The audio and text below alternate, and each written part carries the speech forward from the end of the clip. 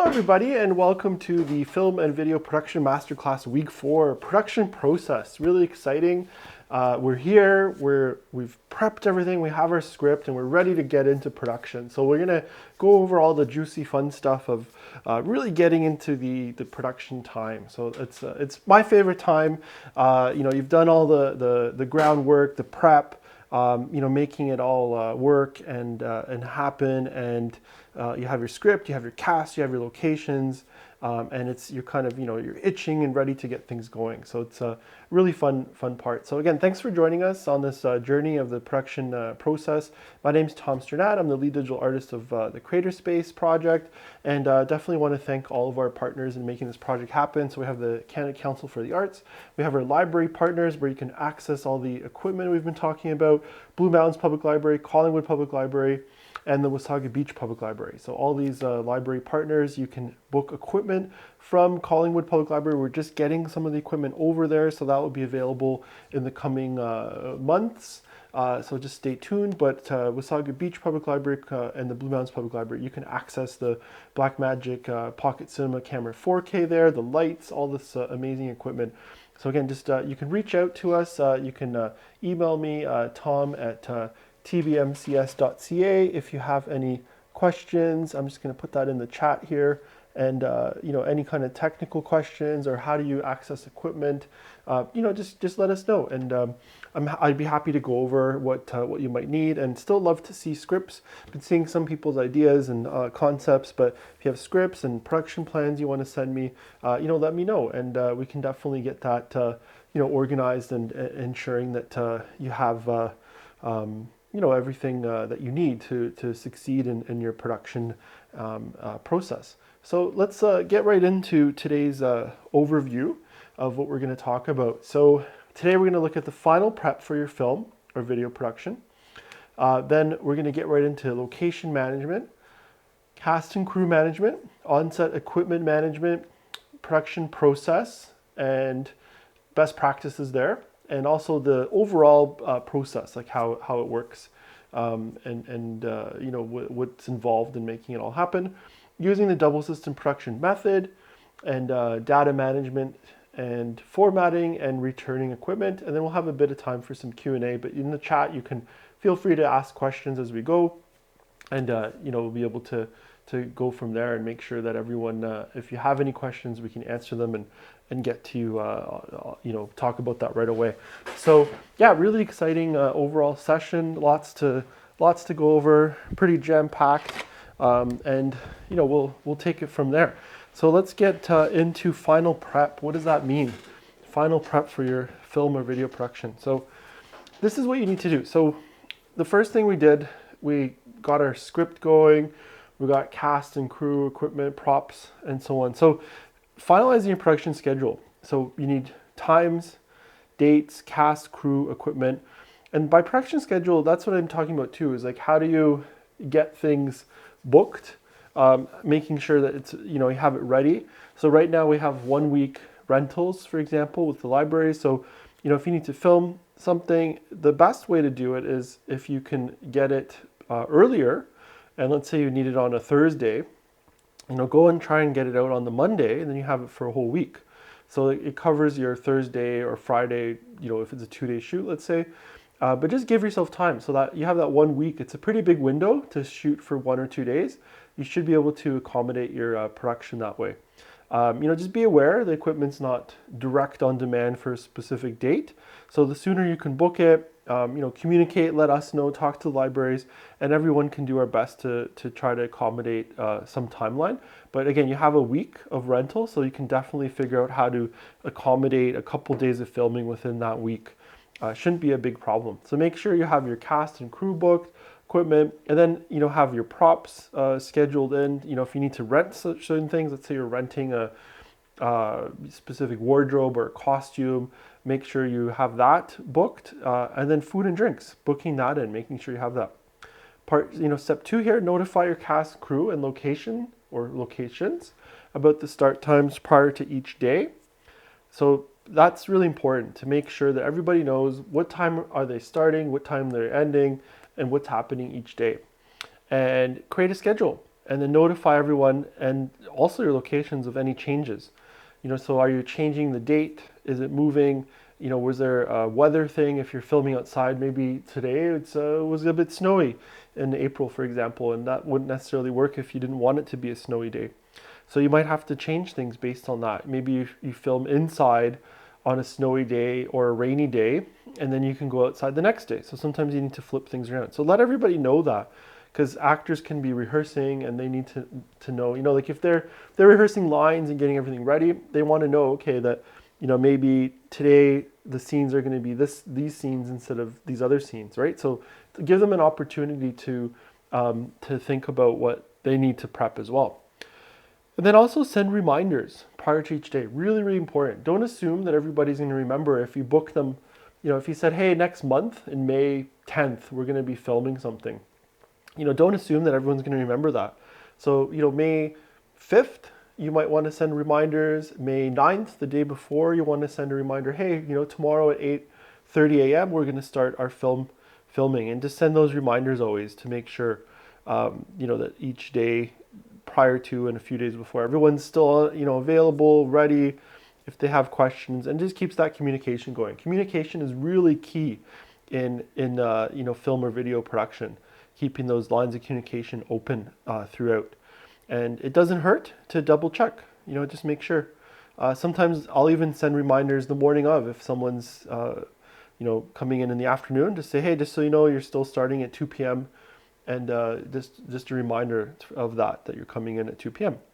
Then you got to pick up your production equipment. So ensure you pick it up prior to the filming day. So again, if you're booking from the library and you're, today's end of the week. So let's say, next Wednesday you want to have the equipment.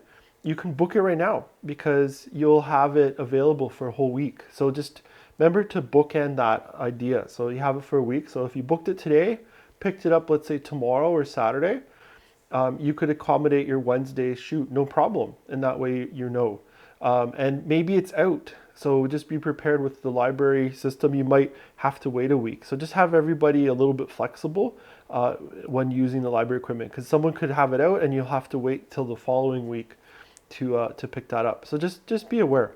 Again, send us emails, communicate with us, and we'll do our best to try to make sure that it's available on that timeline, that if it's really time sensitive that you may need it. We can just do our best, but again, be flexible with us and we'll help as much as we can too.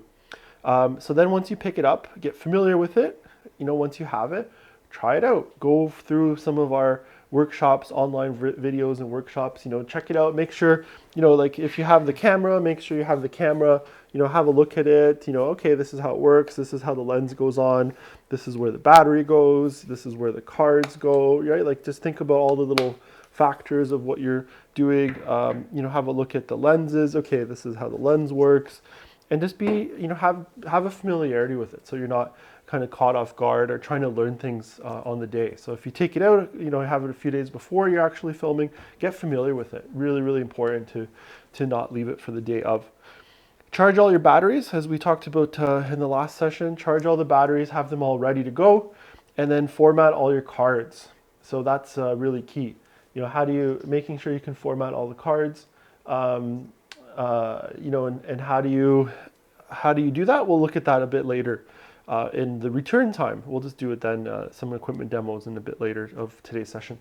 So, pick up, purchase all your props, wardrobe. You might be renting some stuff, other elements. Maybe you have a bubble machine that you're using. That could be rented from a party supply facility. So make sure you pick all of that stuff up and have it ready. Never assume again that something's going to be there. So pick up anything, buy stuff that you need. Don't assume that there's going to be a mug at someone's house or cabin or cottage that you might be using. Just assume that you need to bring it, and especially you should be bringing it so that you're not using your location's stuff that's there, because it's they're not necessarily renting out their plates and cutlery to you. They're just giving you access to the actual location facility itself, right? So just be aware of that. So I think that's a good courtesy. Have a good sleep. This is the last point here, really important. Production days are really hard work. A lot of heavy just creative, mentally, and all that. So the worst thing you can do is, to not have a good sleep and then get right into it, and then, you're tired after a couple hours. It can be dangerous. Not having any sleep can get, super dangerous for the cast and crew as well. Like you could be making poor decisions. You could be, not adhering to real safety protocols, putting people in danger, putting yourself in danger. So get a good night's sleep and make sure you can do that. So get all of this pre-production done way ahead, like we've been promoting here, and notifications, everything can be done the day before. And then your last thing that you need to do before the filming day is to sleep. And that's it. You should have everything else prepared. If you haven't prepared everything, you're already behind. And then at that point, it might be wise to try and postpone it by a day or two if you can. And again, just to make sure you don't want to be burning the midnight oil, as they say, the night before your big production date, because you want to be focused on creative success with that film and not the struggle of just trying to stay awake, right? So to really get a good night's sleep, really, really important. Can't stress that enough. So that's a big final prep element there. Location management, and this is really key. So best practices, again, leave your location in the same condition as when you arrived, or even better, right? So if there's some garbage on the floor, I'm not saying to put the garbage back on the floor, but you've cleaned it up, so leave it cleaned. Clean up and find out where you can put your garbage. So that could be a thing too. If you're filming, let's say outside in a park, you need to take that garbage with you. You can't just leave it there in the park if you've set up some balloons or confetti, or there's some sort of, piece of chicken gets thrown across in some sort of scene where, two actors are throwing chicken at each other. Weird random things, but again, don't just leave it all out there. That could, leaving food can attract unnecessary wildlife that can come in there. They can get caught in garbage cans or in your garbage. So take it all out with you. So it's kind of like when you go camping, that campgrounds always promote that. If you brought it in, take it out, right? So same idea with filming in the location. If you brought whatever you bring in, take it out. Respect the location and the owners. And this is really important, since what's called a burnt location, one that is treated poorly, will never allow any other filmmaker to use it again. So if you burn a location, so let's say there's a historical church that you want to film in, you get permission, you go in there, you leave a bunch of spilled pop and food and garbage and paper and scripts and used batteries all over the place. That church owner won't want to allow other people to film there again. So it becomes burnt. And and if something happens, and to the best of your abilities, maybe you did leave something there, try to fix that. And that's that whole respecting the location. If someone calls you and says, hey, you left a bunch of batteries, you left a bunch of crap in our location, in the church, come and go and clean it up. Because that's really important, to not burn the location so that other people can use it too. Because you might be like, this is a great historical building, I'm going to use it. So, if you treat it with respect and the owners with respect, they'll be more happy and likely to let other people come and film there too. So that passes it on. So the creative, other people can use it creatively as well. And it's not just yourself. So it could be really selfish if you burn the location and, you're not letting other people access it in the future because of poor respect and location management. So, and here's another big point. Ensure only those people that are part of your film production are in the location. And this is really important right now with, COVID-19 restrictions, that only essential cast and crew are in a film location, in a film set, especially if it's fragile, specialized. So think about like a art gallery. If you had 3 or 4 people in your cast and crew, that's fine. It's manageable. But if everybody brought in friends and family and children and to come and watch your production that aren't part of the production, it can get really chaotic and things can get damaged quickly.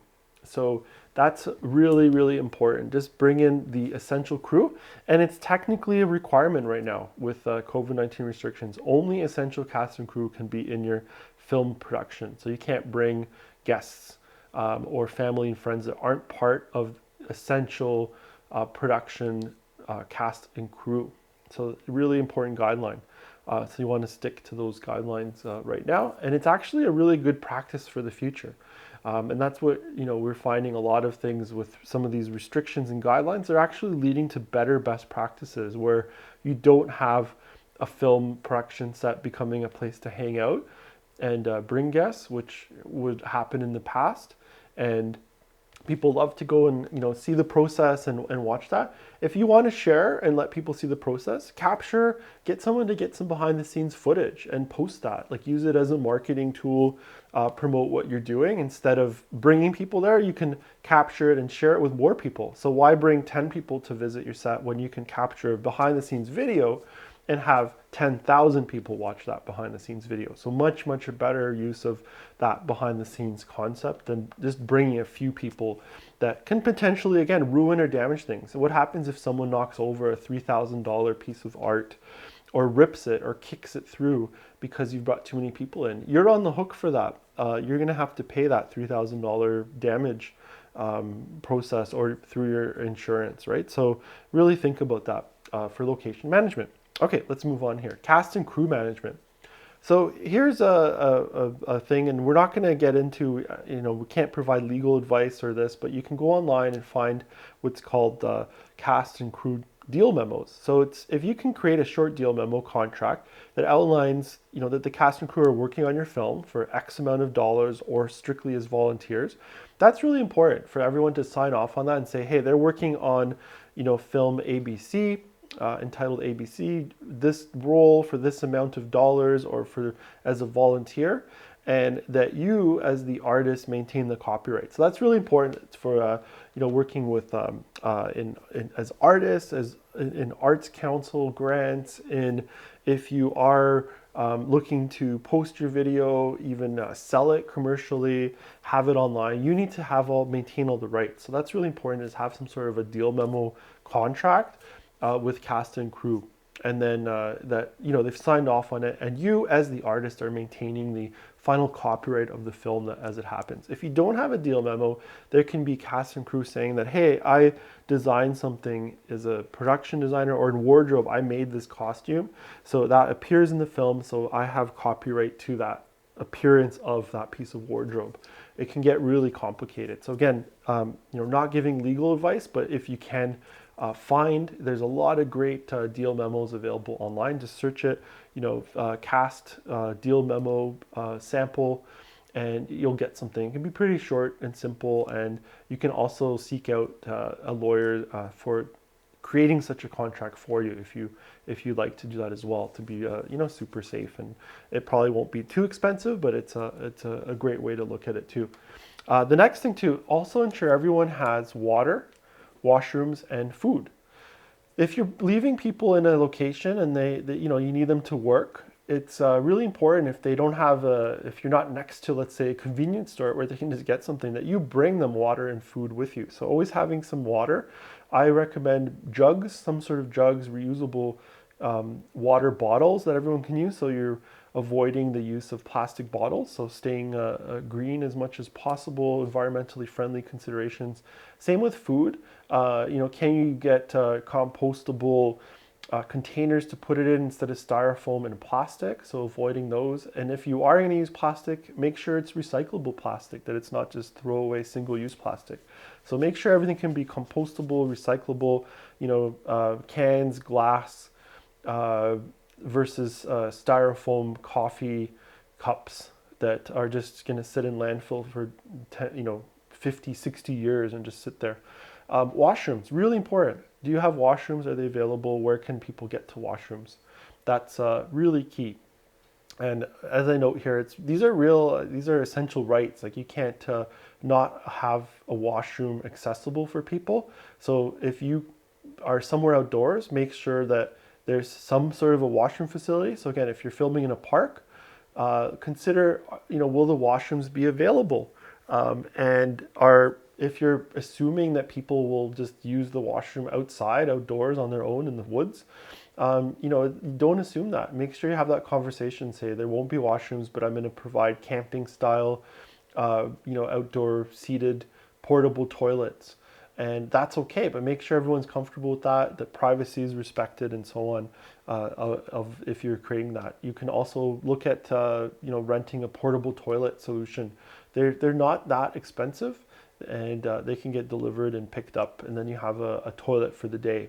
It can be $100 or so just to rent a toilet. So it's not totally expensive versus if you're considering driving people a big distance back and forth to a local restaurant, for example, or somewhere that might not even be open right now. So really consider that washrooms. Where are your washrooms? Really important. And then also, something that's not an option, have a zero tolerance harassment policy. Treat everyone with dignity and respect, and that's really crucial and key. And there's no, that's not an option. That's a must. So every film set has to have, total, accessibility, respect, and dignity of everyone as human beings, and a zero harassment policy in effect. And think about what happens if someone does something. How will you deal with that? If someone says something, a derogatory comment or anything like this, how do you deal with that? How do you deal with an actor harassing someone else? Or a crew member harassing an actor. So think about those policies. What will you do? And and if it's part of the script, make sure it's very clear that everybody understands this is the dialogue and this is part of the script. And it can't just be an excuse. And then people, when you're not filming, it can't continue on, right? If it's part of the script. So just make sure that everyone feels comfortable with what's happening, and you have those conversations ahead of time so that everybody knows is on the same page. Okay, so let's move on here. On-set equipment management. Keep everything safe and dry. Make sure you can not have things just out in the open. You want to keep everything safe and dry, preventing against loss or damages. If you're outside, consider using the back of the trunk of your vehicle to store everything. Maybe you can bring in a small kitchen tent to store the equipment. And that just keep your eye on it. You don't want to just leave it somewhere on a picnic table in a park, and it blows over. A bird defecates on it, or someone just takes it and it's gone. Maybe not theft, but maybe even just out of interest and curiosity, someone takes it, borrows it, maybe it comes back later. But all of a sudden, you don't know what's happened to it. It could be very problematic. So you're responsible for any of the library equipment you take out to keep it safe and dry and in good working condition, and to not damage it. So that's really part of it, is realizing where can you hold the equipment, where can it be, and can you have things. You can even have simple solutions. I will often outside have things like clear garbage bags just to cover equipment so that it doesn't get rained on. A clear garbage bag that can be even a compostable version or recyclable can be placed on top of the camera, and then the rain doesn't go through it. And that's a really great way to keep everything dry, and a good solution that instead of just leaving the camera out in the open. And then here's a good, real important point. Never leave the camera on a tripod unattended. It can easily be knocked over. So always take the camera off the tripod and then store it, sitting down or in its case versus being on the tripod. It's very easy to knock it over. So stand by the camera or have someone with that tripod if you're in between shots or takes, but keeping that safe all the time. It's very easy to just knock over a tripod, and then then what? Your camera, the lens down, it could smash. It could be thousands of dollars of damage, and it would be really, sad for your project and for future people trying to access equipment that could be broken. Maybe they're waiting for it the week after, right? So have that courtesy of respecting the equipment, taking care of it, because the next filmmaker is waiting for it as well. Okay, so production process. So here's just an overview. We'll get right into the process now. Best practices. So the production process works best as follows. So again, recommendations. You don't have to necessarily do this, but you don't have to always do this, but you have to just consider this concept, and you can always make it into your own way. There's different methods people use, different ways of doing it, but this has been kind of a tried, tested, and true method. So here it is. So step one, if you block out or rehearse your actors for the scene.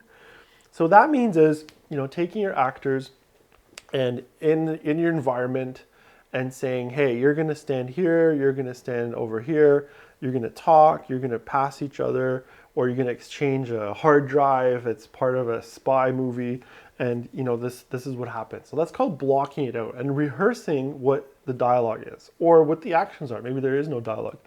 So that's totally done, no camera, just blocking it out, figuring out what the scene is. And once you've perfected that, then you start to set up the camera. So then you go into step 2, you set up the camera, the angle and the shot based on this blocking.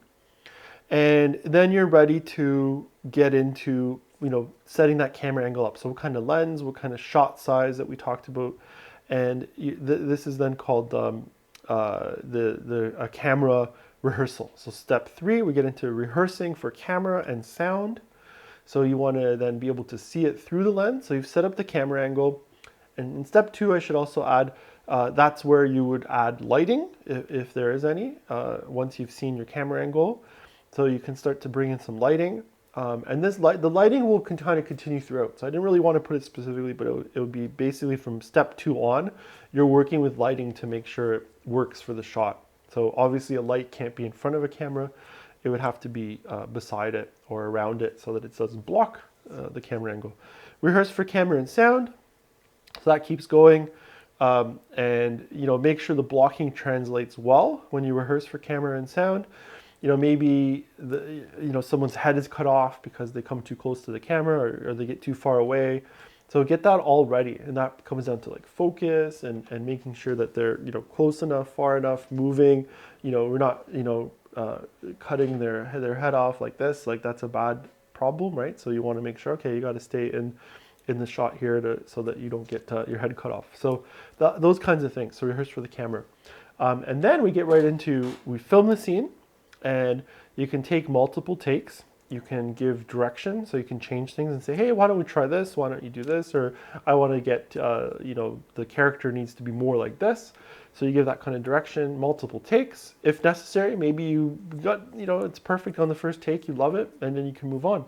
Step 5, you change the camera angles or the shots, and you keep repeating filming the scene in different camera angles or with different shots. So that could be, moving the camera. You could be changing just the lens for a different type of shot. So maybe from a long shot or a wide shot to more of a medium shot, and you keep repeating. And then once you've finished the scene, so that scene, remember we did that in the script. So, if it's like, scene 1, 2, 3, so on. Once you finish the scene, what you want to do is just make it very clear and announce that we're moving on to the next scene. So let everybody know that we've finished scene 1 and we're now going into scene 2. Or you finished scene 6 and you're now going to scene 3. So that's an important thing too. You don't have to shoot it chronologically. Now, I'm in our parameters here and what we've been working on creatively to give you some restrictions so that we can do something small and have you succeed in the production is to create something short. So it's only a couple pages. So you can shoot it chronologically. It's the best way to start. But sometimes we don't shoot it chronologically. So sometimes, you film the end first and then you go film the beginning last. So it's really up to some of the logistics. So imagine if, really important to shoot chronologically, let's say if someone's wardrobe, if slowly there's a ketchup stain and it gets bigger and bigger throughout the scene. It's really easy then to shoot it chronologically. So someone's they're eating a hot dog, ketchup falls on their shirt. Then they try to clean it, they make it worse, they go to the bathroom, they make it even more worse, right? So that kind of chronology, it will be really easy to shoot in chronological order. Now the other way, it could be more difficult if someone kind of finishes something. So let's say they're building a model ship and it's finished, and you need to show them kind of the building process. So you might want to go backwards and say, okay, this is the finished ship, and then take stuff off to show how it kind of started. So that could be kind of an example of where you'd want to go the other way. Or different things, like maybe one actor who's in the end isn't available on day 2, so you need to film them on day 1. So all those kind of logistics will come into play in terms of how you schedule things as well. Okay, so that's the best practices there. Now, production safety, this is really, I put this in capitals, really important to have a safe set and ensure that you're never endangering yourself, the crew, or the cast by asking them to do anything illegal or dangerous, like standing on railway tracks or in traffic to get the perfect shot. I put that in quotation marks because sometimes we're like, oh, I need it's the perfect shot. Just go stand on the railway tracks. if the railway tracks can, have a high-speed train go through, there can be service vehicles running through it. Anything can happen.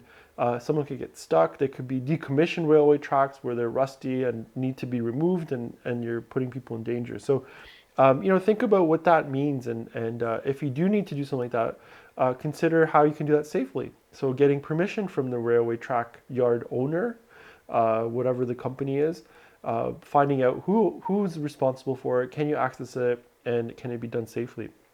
If you need to do a shot in traffic, consider, can that be done with green screen? Can you get a shot of traffic? Can you put the person on green screen and then composite those two shots together? So again, there's safe ways to do shots that might look dangerous.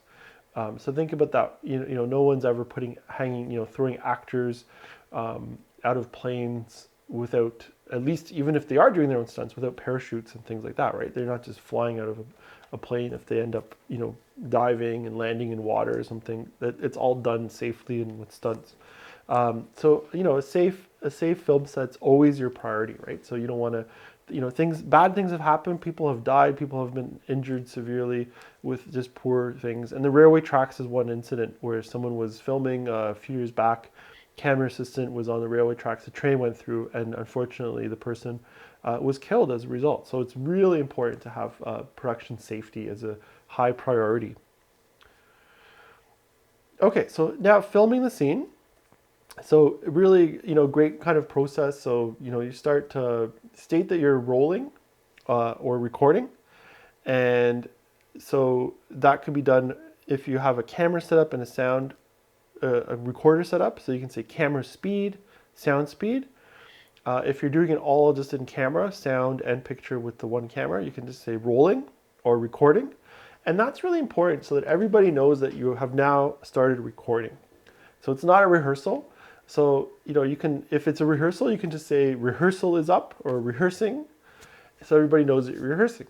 And once you're recording, it's good to know, everybody needs to know that you are recording and that they should be quiet and that whole idea. So oftentimes they'll be recording, quiet on set, and then you're standing by for the next action or the next step, which is saying action. So that's when you tell the actors action. So that means they start their movement, they start their dialogue, whatever the action is. So maybe they just walk in the scene and they walk down the park lane to another tree. That could be your action. Then when you're done, you need to say cut. And then everybody stops recording. And you can even have people say, like the camera person can even say cutting, so that they actually repeat. So it's a real fun process, and it's kind of like a restaurant idea where the chef says, okay, this, and it's like people respond like yes, so everyone knows that they're working on the salad now, right? So if it's like, okay, I need a salad, okay, yes, salad's coming up. That whole idea of saying we're doing this, and you can repeat, and the more that happens, it's really great. It could just be yourself, camera operating, directing. So, but you still want to say that you're rolling, recording, so that the people know that the actors know that you're recording. Give them an action to start. Give them a cut, and then they know it's done. Sometimes first-time actors will start acting. Just when you say recording, but it's really important for them to understand that you need to give them an action, because maybe you're rolling and you need to adjust focus. The camera needs to tilt up to start the shot, like tilting down from the sky, something like that. So you need to get, camera ready where it is, and then you give them an action. So it's really important to stress that they start on an action, and then it's all done on the cut. And that keeps everyone organized and the set running really smoothly. Okay. Double system production method. So if you're using a sound recorder, you'll need to use a slate to sync the picture to sound. So what exactly does that mean?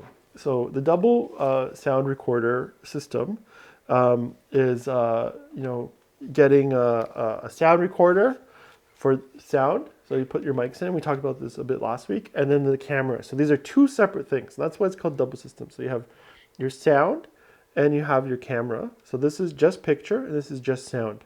So we hear the sound on the sound recorder, we see the picture just on the camera, we need to combine them together. So how do we do this? So it's a great system. I'm just gonna go over here to the wider shot. So what we wanna do then is we'll have this kind of a slate, right? And then what we do is in the picture side, we're going to have it go open, okay? So, and you can see it's totally open like this. So imagine this is the camera recording and the sound recorder is over here. There's a microphone. So the sound's going to hear the slate closing. So it's going to hear that closing sound. And the picture is going to see this open and then closing. And then what you do in post in the editing, you synchronize this closed in the picture with the camera, and then the sound of the clap in the sound, that big spike of sound, you synchronize that in the editing. And we have some great webinars on our YouTube channel that talk about syncing the sound for editing. So definitely check those out. We'll have more on that coming up as well. So keep checking out our upcoming workshops on that. But this is what you need to do in the production side before you get into editing, is to have that the slate, you shoot like that, open picture, sound hears the clap, and visually you see that slate closing. So that's what we want to achieve for filming our scene. Now, what's important too to think about is the slate is this is one way to do it, and you can buy these. They're not too expensive now through online sources and camera shops and things. The other thing you can do if you don't have a slate, and this has information, so it has the slate identified. So this is the scene 2, shot C. So the best way to label things are your first shot is shot A. If I move the camera, that's shot B. I move the camera again, it's shot C. Right, so different camera angles, A, B, C, and then the scene number is scene 2. So that's how we get to 2C. And then you just keep labeling it from there. So scene 1A is your first scene, first camera angle. 1B is the first scene with a different camera angle, or if you change the lens. And you keep going, A, B, C, D, E, and then the scene numbers keep changing in your script. So let's say you have 3 scenes, so it goes scene 1, 2, 3, and you might just have one shot set up. So it might just be 1A, and that's it. Then the next part is the take. So take 1, 2, 3 as you do each one. And then there can be a camera roll, and then overall scene over here as well, another scene number. But really not necessary. The main thing is the slate, take, and information, what the film name is, who's involved, the date, and stuff like that. So that's great. The slate gives you all this information as well. Now, if you don't have a slate, the other way you can do it is we can just use our hand. So we can be open like this for the picture, and we can go. And the key, again, is to be open for picture and then to clap. So we hear the clap for the sound recorder, and we see when it closes. Now, one thing that's really important is to not go like this. Because if you close and open, it's hard to see. Sometimes you won't see the actual touch down. So we want to be open and closed and stay closed. And same with the slate. So we stay open and we stay closed. So it's open. So in editing, okay, it hasn't happened yet. And once it's closed, it stays closed. And then you just find the point when it's open to the closing point.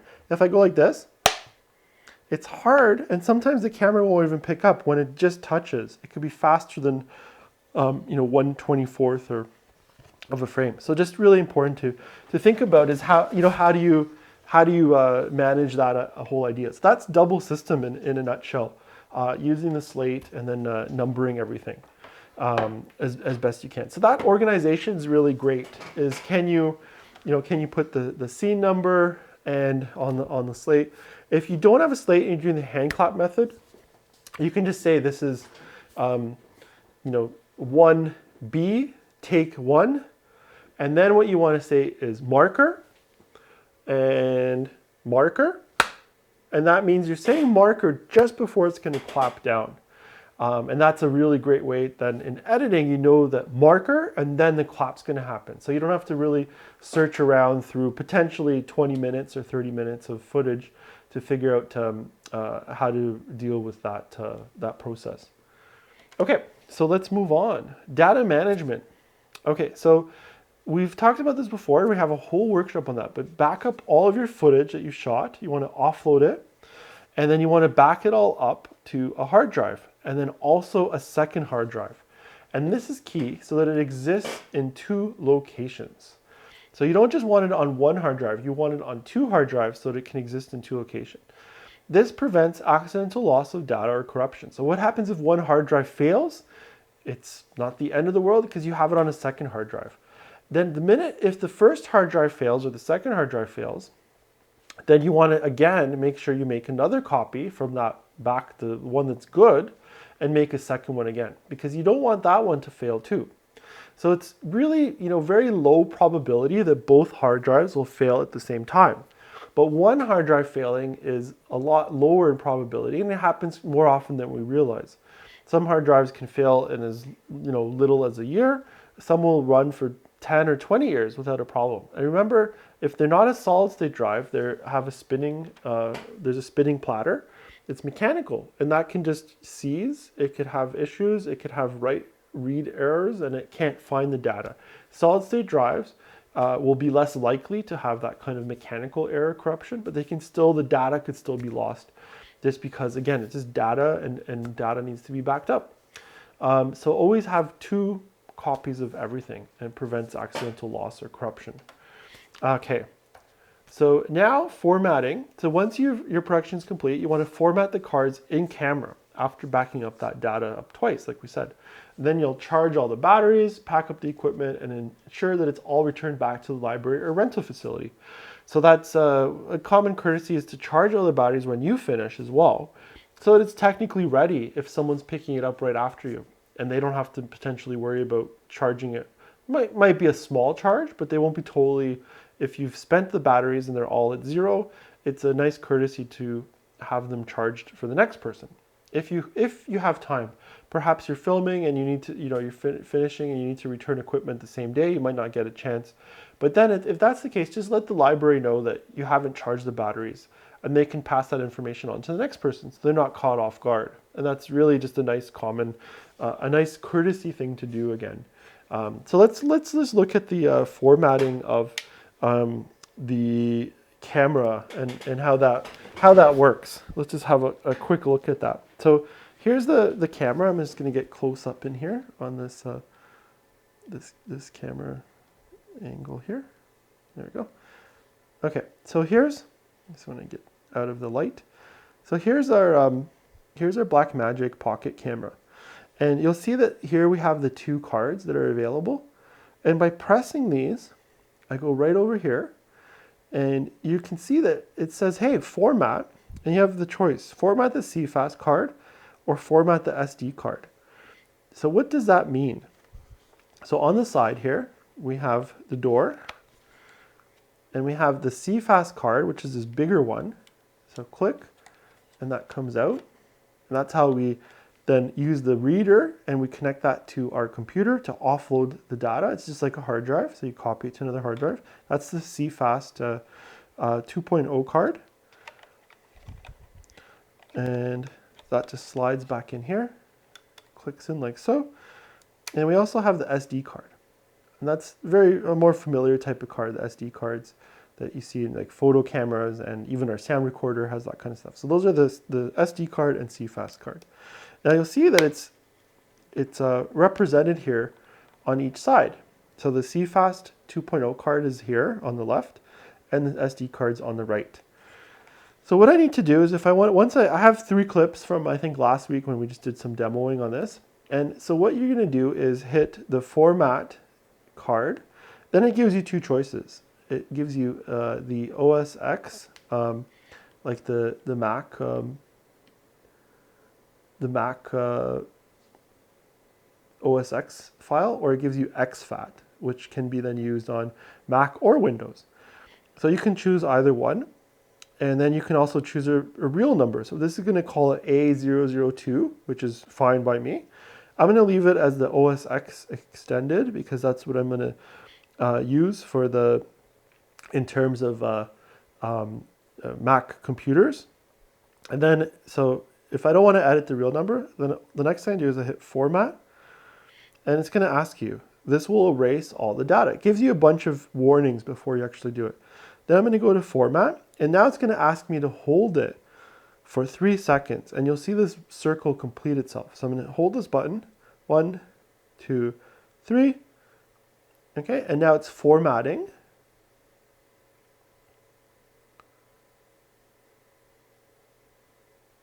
And it just takes a little bit of time. Okay, and that's it. Format complete, and it's ready to go. And now you can see there's 0 clips. It's been totally formatted, 54 minutes available.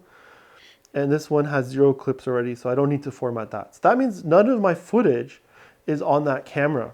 And I think that's always important to to remember, is that you don't want to have your footage left on the camera, because then someone else can have your footage and so on. So you want to always erase everything, and it's a really good way to best practice in terms of courtesy for the next person using the camera, so that they're not stuck with formatting and so on. So it's all cleared, they're ready to go. They don't have to take that step. It takes a couple minutes. Sometimes it could not work well.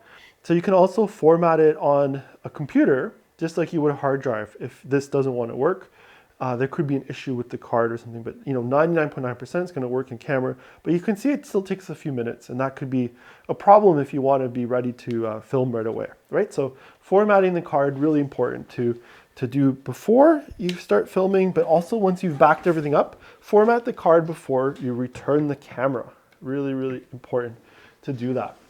Okay, so then we have all the equipment, we've have everything ready, and then we've done our production. That's our process. So again, please check out our YouTube channel. We have a bunch of videos that are from specifically on lighting, and you can take it all away from here's the production process, but we can get into more of these specialized areas as well. So definitely, I hope that that's been a informative session in terms of getting through the production process. Now we've captured everything, we've offloaded our data, we have a couple copies of it, and we've successfully captured our script that we started 4 weeks ago. So this is what I challenge everyone to do now, is to go out and film. You have everything ready, film everything, and the next journey after that is then you're going to get into editing. So you've backed up all your data, you've done all your management of the footage, you've returned all the equipment, you've had a successful shoot, and then we get into editing. If you haven't already been joining us, this afternoon at 1 o'clock, we have our narrative editing masterclass. It's the final week, but register for it. You can go back and rewatch weeks 1, 2, 3, and same with this one. Go back, rewatch all the videos, stay online, so you can go back to earlier sessions and go over what we've talked about. We will have another production workshop coming up that will be just going through the camera process and more of the actual camera as it relates to production, and not just the kind of the production planning and management as we have been doing in this one. So we'll have a part 2, if you will, to this masterclass, where we're going to get into the equipment equivalency of going through the production process as well, week by week, with specializations in each area. And so it'll be a great follow-up. So definitely stay tuned for that. That'll be coming up in the next few weeks, starting up in June actually. Will be the next one of that. So definitely, I hope everyone can spend some time now producing their first short here, or maybe it's your second short, and go through the process, practice it. Maybe you don't get to the shoot right away, but at least get through the production planning, management, and so on. And it's a great way to get started and to make that happen, right? So go get everything ready. Check out what's available. Again, if you don't have access to it, you can do a proficiency test through tbmcs.ca. We have links to all the proficiency tests. We have links to our YouTube channel. Really want to thank everyone for joining us on this masterclass, and please do join us in the editing workshop that's coming up later today, and enjoy rewatching and experimenting and trying things out. And this is the best time, is just to try out what your film is, see what works, what doesn't work. Trial and error is one of the real important things of filming, and for film and video production, that some things will work better. We give a lot of best practice ideas here. You might find another method that works well for you too. So, don't be afraid to try other methods. And we're not saying there's only one way. There's always many ways to do things. So, feel free to experiment and explore. And I'd love to hear what you're coming up with as you do that as well. So I hope that's been a great session. And please do catch us in the follow-up to this, as it will be coming up in the weeks to come. I want to thank all our partners in this project, Canada Council for the Arts, and our library partners, Blue Mountains Public Library, Collingwood Public Library, and the Wasaga Beach Public Library. Thanks again for joining us, and we will see you soon. Take care.